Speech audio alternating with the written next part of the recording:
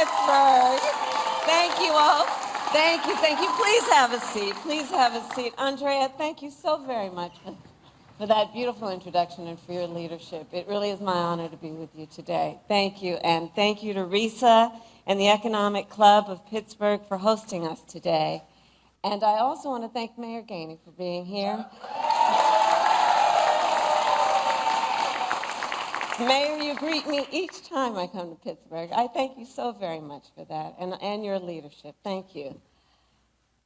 So, hello, friends. Let's get started. Okay. So we gather at a moment of great consequence. In this election, I believe we have an extraordinary opportunity to make our middle class the engine of America's prosperity, to build a stronger economy where everyone, everywhere, has a chance to pursue their dreams and aspirations, and to ensure that the United States of America continues to out-innovate and out-compete the world. Over the past 3.5 years, we have taken major steps forward to recover from the public health and economic crisis we inherited. Inflation has dropped faster here than the rest of the developed world. Unemployment is near record low levels. We have created almost 740,000 manufacturing jobs, including 650 at the battery manufacturing plant over in Turtle Creek.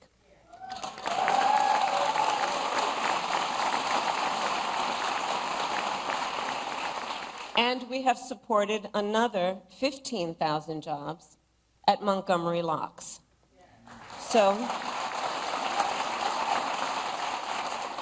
these are local, great examples of the work that we have achieved thus far. And last week, for the first time, of course, in 4.5 years, the Federal Reserve cut interest rates, which will make it just a little easier for families to buy a home or a car or just pay down their credit card bill.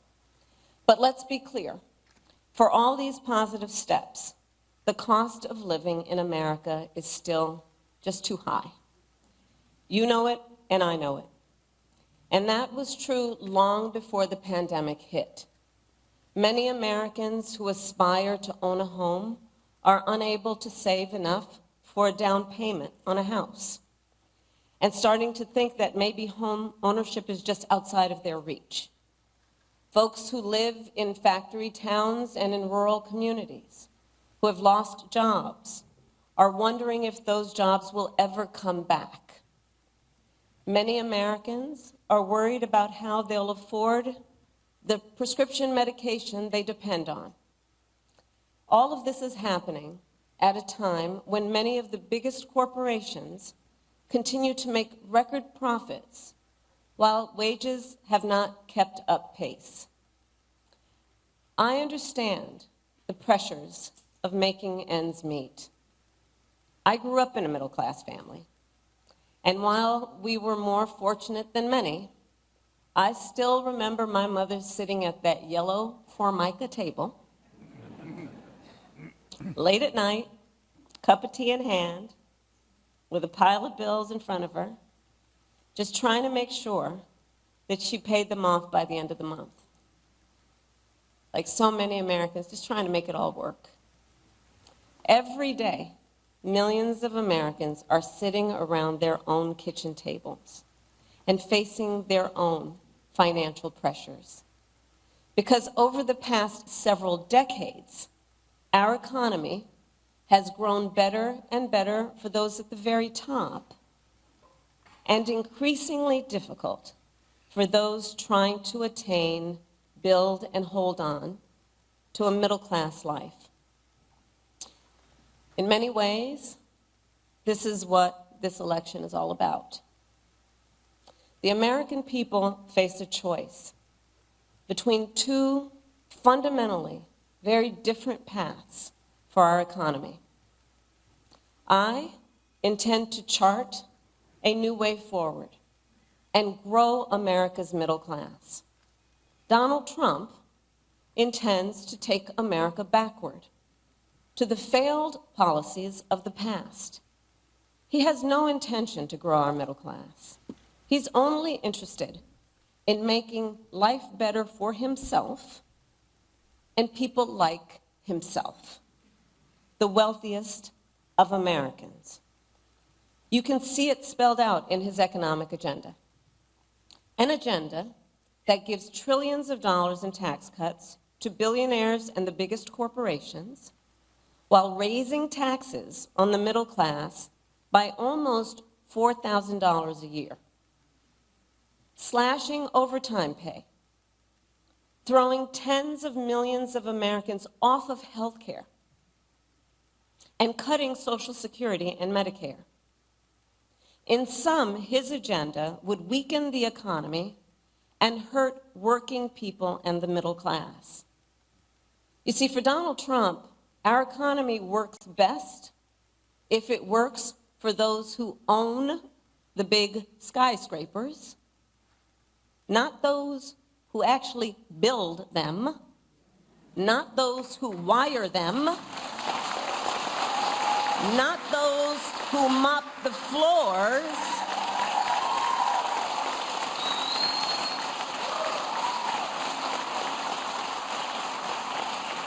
well, I have a very different vision. I have a very different vision for our economy. I believe we need to grow our middle class and make sure our economy works for everyone, for people like the people in the neighborhood where I grew up and the hardworking Americans I meet every day across our nation. So I call my vision the opportunity economy. And it's about making sure everyone can find a job and more, and more. Because frankly, having a job, I believe, in our ambition and aspiration should be baseline. And we should aspire and have the ambition and plan to do more. I want Americans and families to be able to not just get by, but be able to get ahead.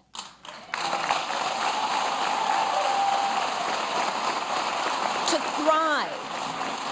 Be able to thrive. I don't want you to have to worry about making your monthly rent if your car breaks down. I want you to be able to save up for your child's education, to take a nice vacation from time to time.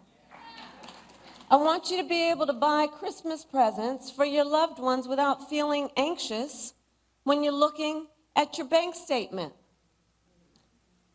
I want you to be able to build some wealth, not just for yourself, but also for your children and your grandchildren, intergenerational wealth.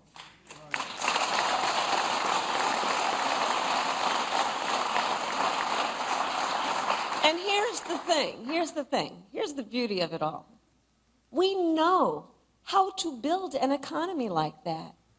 We do know how to unlock strong, shared economic growth for the American people. History has shown it, time and again. When we invest in those things that strengthen the middle class, manufacturing, housing, healthcare, education, small businesses, and our communities, we grow our economy and catalyze the entire country to succeed. I have pledged that building a strong middle class will be a defining goal of my presidency. And the reason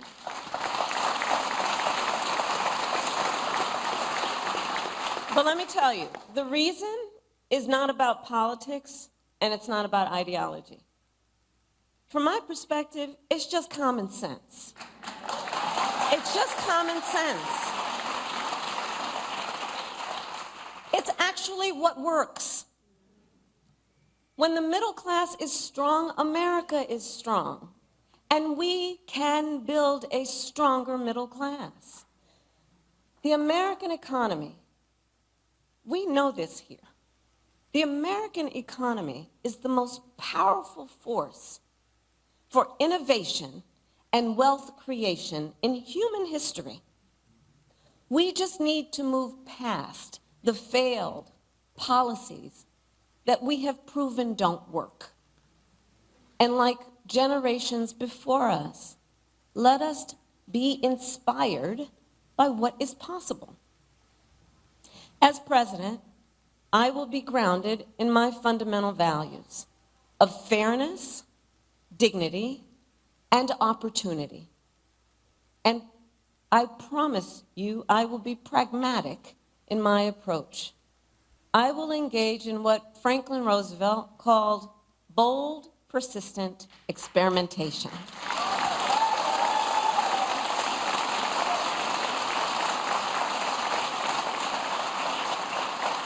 Because I believe we shouldn't be constrained by ideology and instead should seek practical solutions to problems, realistic assessments of what is working and what is not, applying metrics to our analysis, applying facts to our analysis, and stay focused then not only on the crises at hand, but on our big goals, on what's best for America over the long term. And part of being pragmatic means taking good ideas from wherever they come. Listen, you all know my career. Andrea shared it with you. I am a devout public servant. I also know the limitations of government. I've always been and will always be, and be clear about this, I've always been and will always be a strong supporter of workers and unions. And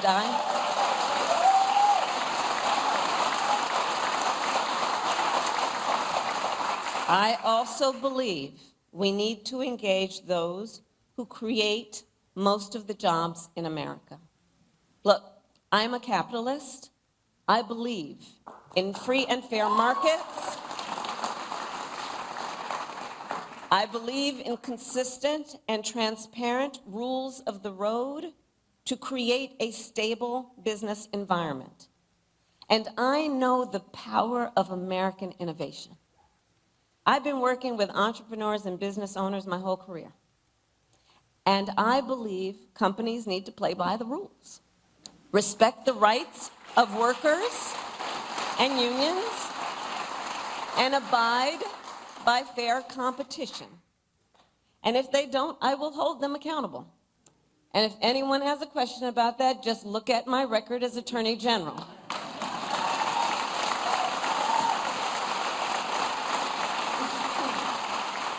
Look at my record in California, taking on the big banks for predatory lending, taking on big healthcare companies for conspiring to jack up prices, taking on a big for-profit college for scamming veterans and students.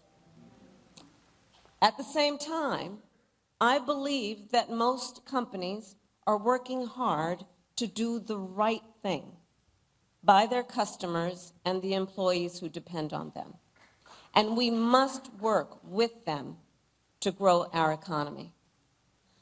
I believe an active partnership between government and the private sector is one of the most effective ways to fully unlock economic opportunity.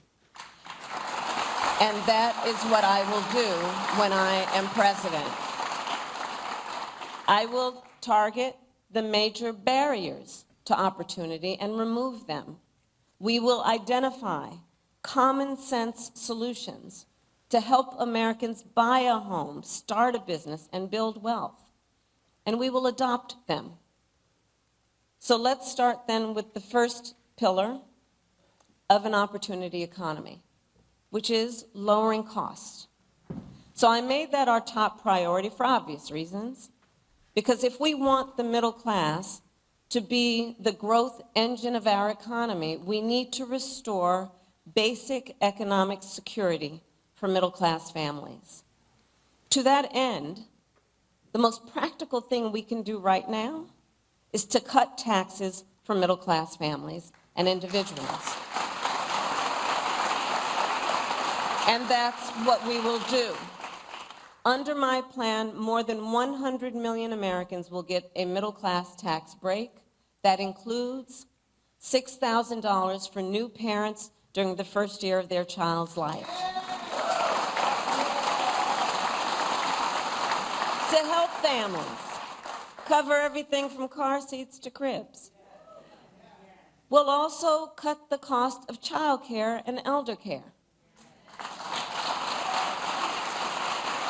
And finally, give all working people access to paid leave, which will help everyone caring for children, caring for aging parents, and that sandwich generation, which is caring for both.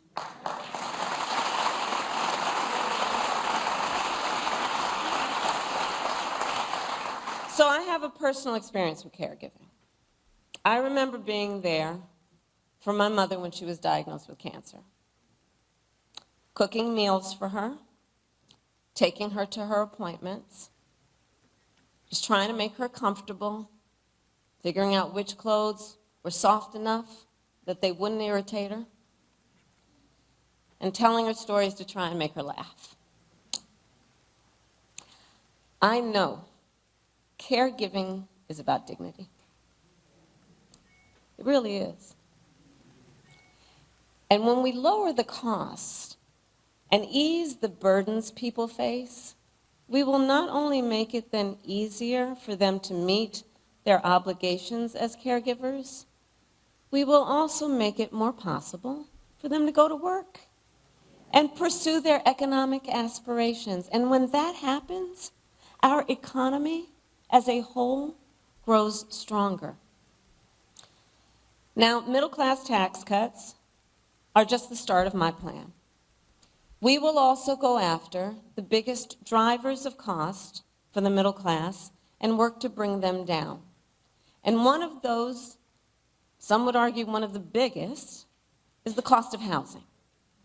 So here's what we will do.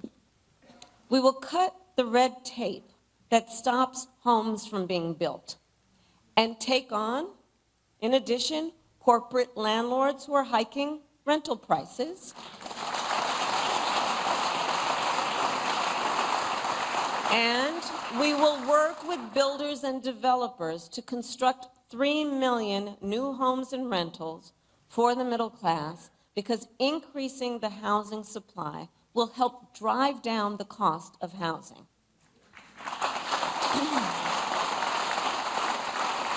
We will also help first-time homebuyers just get their foot in the door with the $25,000 down payment assistance.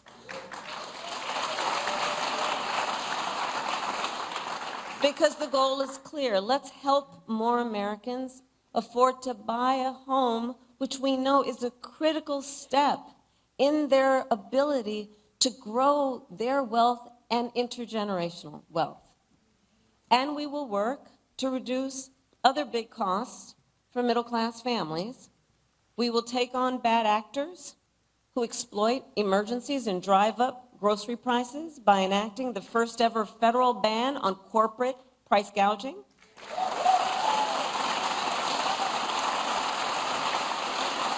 I had the experience of dealing with that when I was Attorney General. We will take on Big Pharma and cap the cost of prescription drugs for all Americans, just like we did for our seniors. Now, by contrast, Donald Trump has no intention of lowering costs for the middle class. In fact, his economic agenda would actually raise prices. And listen, that's not just my opinion. A survey of top economists by the Financial Times and the University of Chicago found that by an overwhelming 70 to 3% margin, my plan would be better for keeping inflation low. Objective economists have been very clear. The second pillar of an opportunity economy is investing in American innovation and entrepreneurship. So for the last century, the United States of America has been a beacon around the world. And as your vice president now for almost 4 years, I've been traveling the world, meeting with world leaders, meeting with foreign leaders, meeting with business people in various countries with which we have partnership. And I will tell you, America remains a beacon for what it means to inspire and invest in innovation. Not only for our ability to come up with some of the most breakthrough ideas, but also our ability to turn those ideas into some of the most consequential innovations the world has ever known. I believe the source of our success is the ingenuity, the dynamism, and enterprising spirit of the American people. To paraphrase, yes, it is, it's our nature. It's our nature. To paraphrase Warren Buffett, since the founding of our nation, there has been no incubator for unleashing human potential like America. And we need to guard that spirit. We have to guard that spirit. Let it always inspire us. Let it always be the source of our optimism, which is that spirit that is so uniquely American. And let that then inspire us by helping us to be inspired to solve the problems that so many face, including our small business owners. So as I travel the country, what I hear time and again from those who own small businesses and those who aspire to start them is that too often an entrepreneur has a great idea, not too often, that's good, and they have the willingness to take the risk, but they don't have access to the capital that they need to make it real. And as Andrea said, not everybody was handed on a silver platter $400 million and then filed for bankruptcy 6 times. Oh, I said that. I actually said that. Well, we can make it easier. We can make it easier for our small businesses to access capital. On average, it costs about $40,000 to start a new business. But currently, the tax deduction for startups is only $5,000. So currently, for startup costs, the tax deduction is $5,000. Well, in 2024, it is almost impossible to start a business on $5,000, which is why, as president, I will make the startup deduction 10 times richer, and we will raise it from $5,000 to $50,000 tax deduction. And provide low and no interest loans to small businesses that want to expand. All of which will help achieve our ambitious, some would say, but that's okay, let's be ambitious, our ambitious goal of 25 million new small business applications by the end of my first term. I know this is very achievable.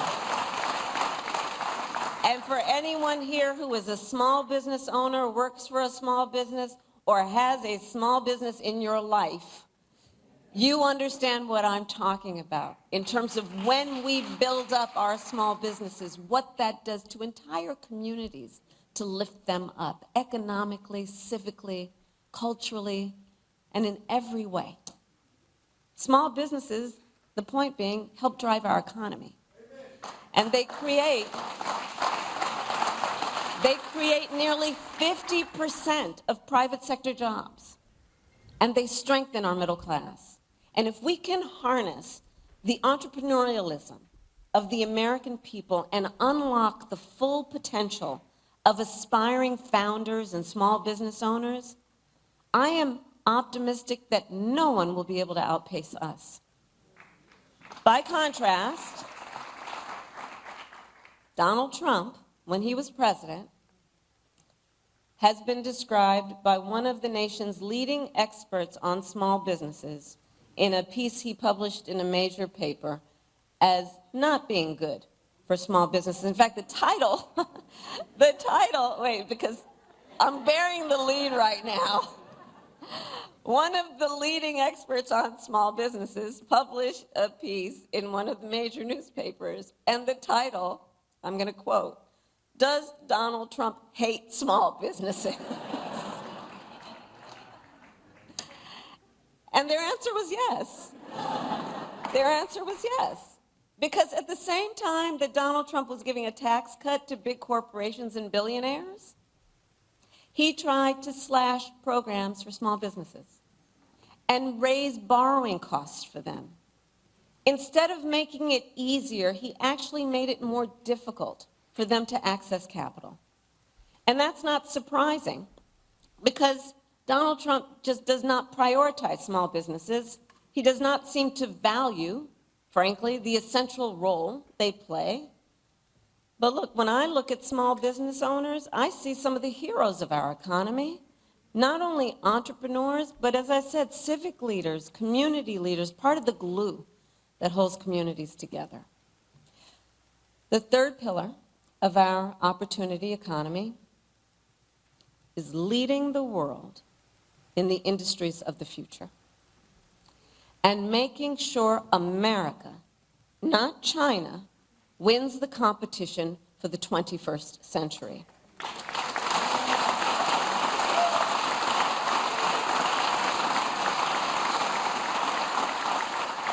One of the recurring themes in American history is that when we make an intentional effort to invest in our industrial strength, it leads to extraordinary prosperity and security, not only for years, but for generations. Think of Alexander Hamilton having the foresight to build the manufacturing capabilities of our new nation. Think of Lincoln and the Transcontinental Railroad. Think of Eisenhower and the interstate highway system. Kennedy committing America to win the space race and spurring innovation across our society. From our earliest days, America's economic strength has been tied to our industrial strength. And the same is true today. So I will recommit the nation to global leadership in the sectors that will define the next century. We will invest in biomanufacturing and aerospace, remain dominant in AI and quantum computing, blockchain and other emerging technologies, expand our lead in clean energy innovation and manufacturing,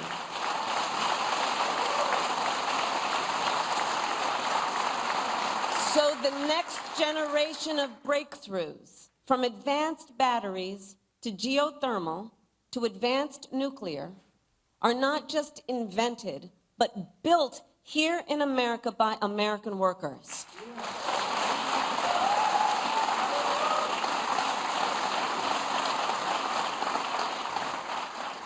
And we will invest in the industries that, for example, made Pittsburgh the Steel City by offering tax credits for expanding good union jobs in steel and iron and manufacturing communities like here in Mon Valley.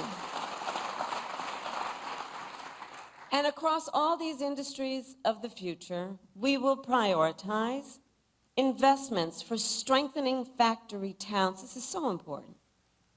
For strengthening factory towns, retooling existing factories, hiring locally, and working with unions, because no one who grows up in America's greatest industrial or agricultural centers should be abandoned.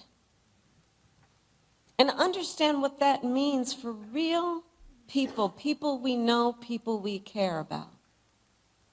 We don't have to abandon a strength we've known to achieve a strength that we plan.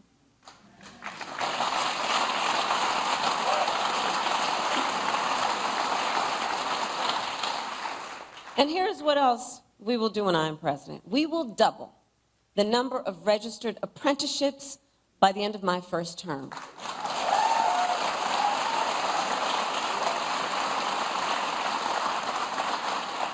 Because I almost made it a goal of mine. I think I am going to fall short, but trying to visit every IBEW local in America, because I'm going to tell you, those apprenticeship programs, those are tough duty, man. And women and everyone. They're tough duty. I mean, talk about the skills that are about engineering and science and math and just the most highly skilled folks who are in those apprenticeships and teaching there. And so one of the things we must do, understanding that and understanding the nature of that part of our educational system, is let's eliminate degree requirements while increasing skills development. And let's start with something I can do as president, was ensure that we do that for the 500,000 of federal jobs that are within our ability to make it so. Showing what is possible and then challenging the private sector to make a similar commitment to emphasizing skills and not just degrees.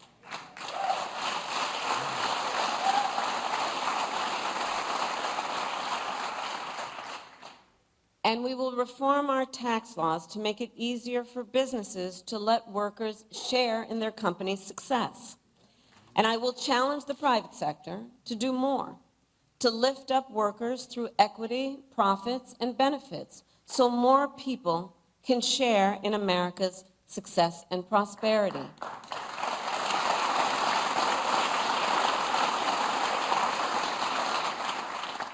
And not only must we build the industries of the future in America, we must also build them faster. You know, there's a time for patience, and there's a time for impatience. That's not in Ecclesiastics, but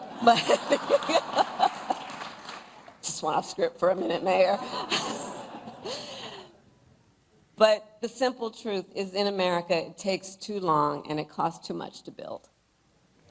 Whether it's a new housing development, a new factory, or a new bridge, projects take too long to go from concept to reality.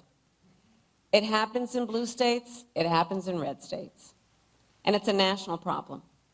And I will tell you this, China is not moving slowly. They're not.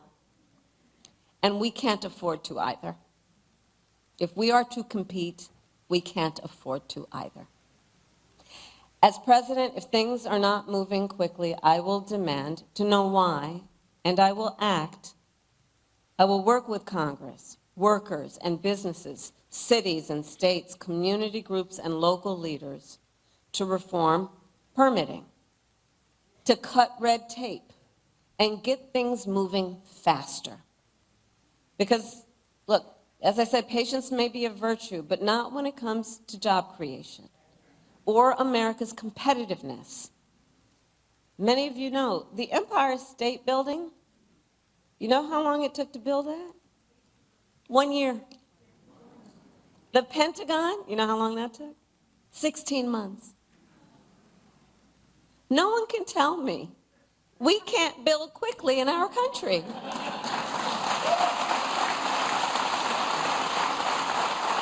I've got empirical evidence. Now look, my opponent, Donald Trump, well, he makes big promises on manufacturing. Just yesterday, he went out and promised to bring back manufacturing jobs. And if that sounds familiar, it should. In 2016, he went out and made that very same promise about the Carrier plant in Indianapolis. You'll remember, Carrier then offshored hundreds of jobs to Mexico under his watch. And it wasn't just there. On Trump's watch, offshoring went up and manufacturing jobs went down across our country and across our economy. All told, almost 200,000 manufacturing jobs were lost during his presidency, starting before the pandemic hit, making Trump one of the biggest losers ever on manufacturing.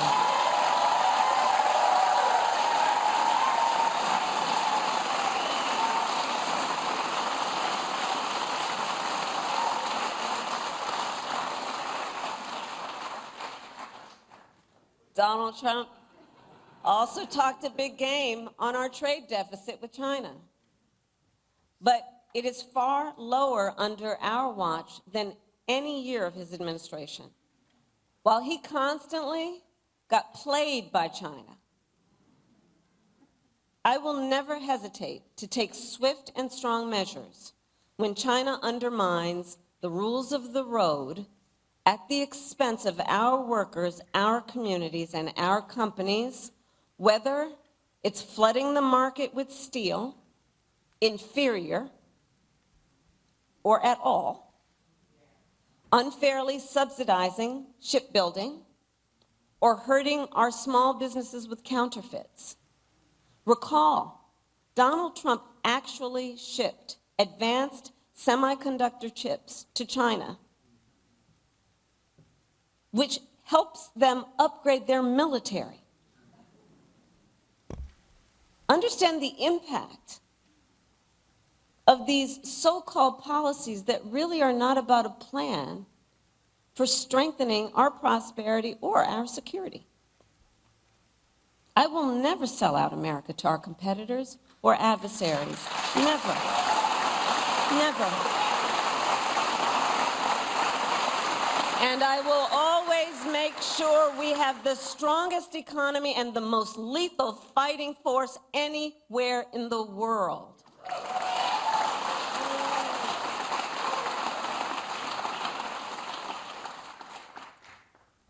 So at this pivotal moment, we have an extraordinary opportunity to chart a new way forward, one that positions the United States of America and all of us who are blessed to call this home for success and prosperity in the 21st century. You know, there's an old saying that the best way to predict the future is to invent it. Well, that is the story of the Steel City. That is the story of the Steel City. The city that helped build the middle class, birth America's labor movement, empower the rise of American manufacturing, and the city where Alan Newell and Herbert Simon launched the first AI research hub at Carnegie Mellon.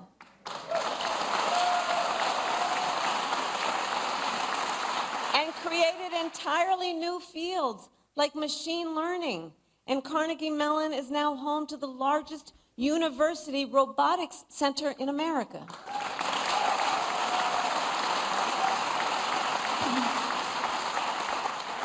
So the proud heritage of Pittsburgh, I so strongly believe, reveals the character of our nation. A nation that harnesses the ambitions, the dreams, and the aspirations of our people, seizes the opportunities before us because we see them, because we believe in them, and then invents the future. That is what we have always done. And that is what we must now do. And I know we will. I thank you all for inviting me. May God bless you. And may God bless the United States of America.